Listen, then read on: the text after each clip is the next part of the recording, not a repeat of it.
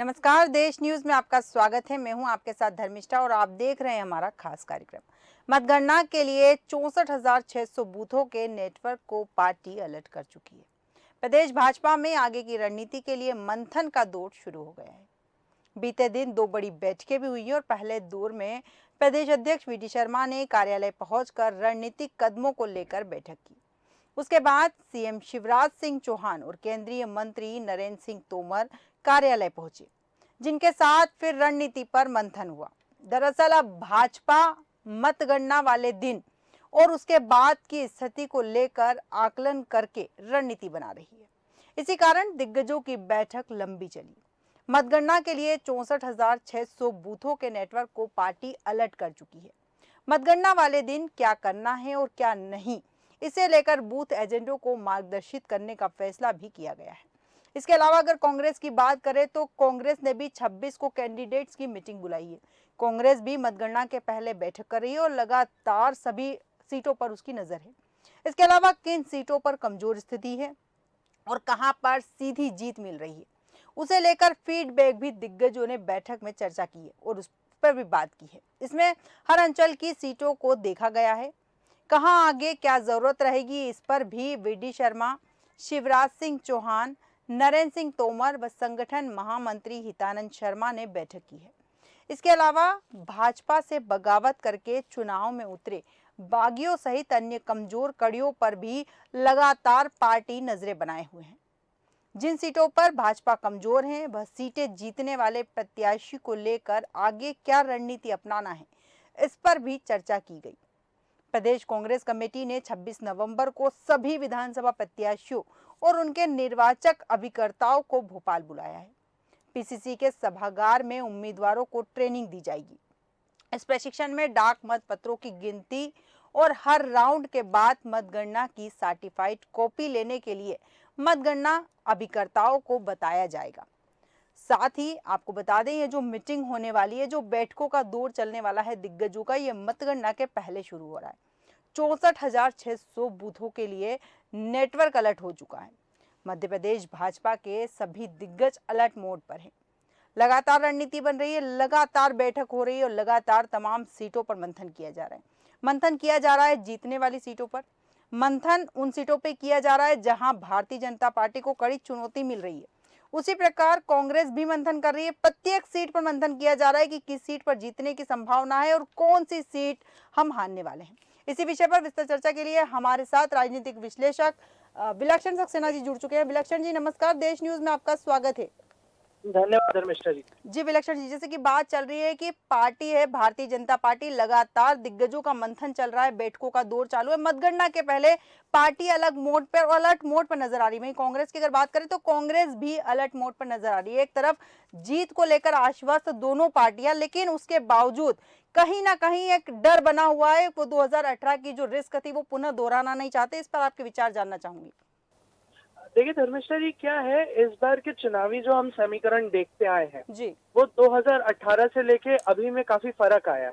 बिल्कुल। लेकिन जो चीजें अभी अनफोल्ड हुई हैं, दिग्विजय सिंह जी के और साथ ही उनके 60 नेताओं पे एफआईआर होना, जी शिवराज सिंह चौहान जी की अभी रिसेंट पत्रकार वार्ता जो उन्होंने पिछले ही दिवस में ली है, जी और उनका ये कहना कि मैंने सीएम फेस था नहीं इसलिए मैंने डबल मेहनत करी 2003, 18 और इससे, इस जी सब से हमें ये आकलन समझ में आता है कि दोनों पार्टियां एक तरीके से संतुष्ट भी हैं, जी लेकिन एक तरह से उनका फोकस इस विषय पर भी आता है कि इस बार इंडिविजुअल कैंडिडेट्स जो बसपा के और निर्दलीय जो साथ में अलग अलग विधानसभा क्षेत्रों में खड़े हुए हैं, जी इन पर एक अलग तरीके से फोकस आया गया है। हालांकि हमेशा ये देखने की जरूरत है कि क्योंकि कमलनाथ जी ने स्टार्टिंग से ही ये प्रहार लगातार किया ही था कि जी प्रशासनिक अधिकारी जिन्होंने कांग्रेस के विरुद्ध काम किया है जी उनको वो छोड़ेंगे नहीं। तो यहाँ पर अगर दल बदल की कोई भी कार्यवाही आती है तो उसमें प्रशासनिक अधिकारियों का एक बहुत बड़ा रोल हमें देखने को मिल सकता है। बिल्कुल। आगे ना पीछे कुछ ही घटनाक्रम ऐसे आ सकते हैं, मैं एक तरफ हिंट नहीं करना चाहूंगा, जी बट ये बहुत मुमकिन है कि कई अफसर, कई अधिकारी गेम चेंजर के रूप में काम बनेंगे और ये वो अफसर भी हो सकते हैं जो अपने लिए नई गुड फील्ड क्रिएट करना चाहते हैं। बिल्कुल। जहां तक रही दूसरे पॉलिटिकल समीकरण की बात थी, जी। जैसे कि हम ये चीज जानते हैं कि कोई एक लहर किसी भी पार्टी की हमें देखने को नहीं मिलती, बिल्कुल। चाहे वो भाजपा हो चाहे वो कांग्रेस हो।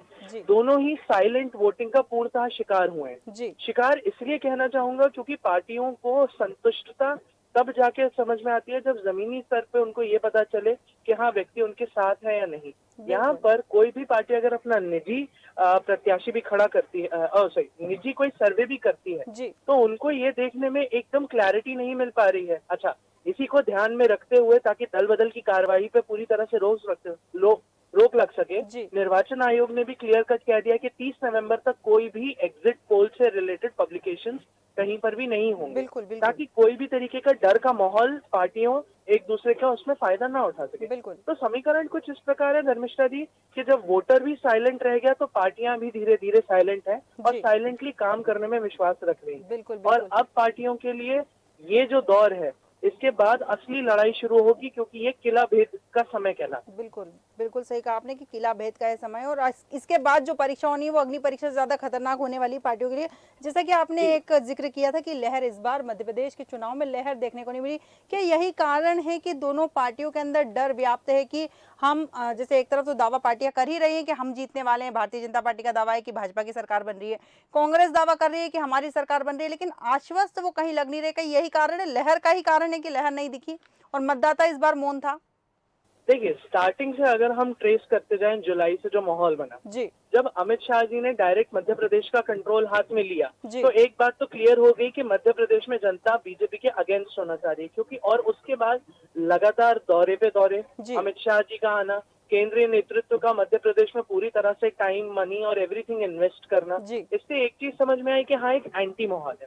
जहां तक रही बात कांग्रेस की, तो कांग्रेस ने हमेशा कोशिश करी है कि, और उनकी एक आइडियोलॉजी स्टैंडिंग हमेशा 50% ये भी रही है कि अगर लोग बीजेपी से चिढ़ेंगे तो ऑटोमेटिकली हमें वोट देंगे, क्योंकि बिल्कुल। मध्य प्रदेश में कोई तीसरा फ्रंट है नहीं। जी। अब जब बात ये आती है, तो जब इन्होंने इस बेनिफिट को लेना शुरू करा कि लोग बीजेपी से संतुष्ट नहीं है, तब उन्होंने अलग अलग मुद्दे जो मध्य प्रदेश में चल रहे थे, ट्राइबल के, करप्शन से रिलेटेड, भर्ती घोटाले से, इसको जी। खूब उछाला।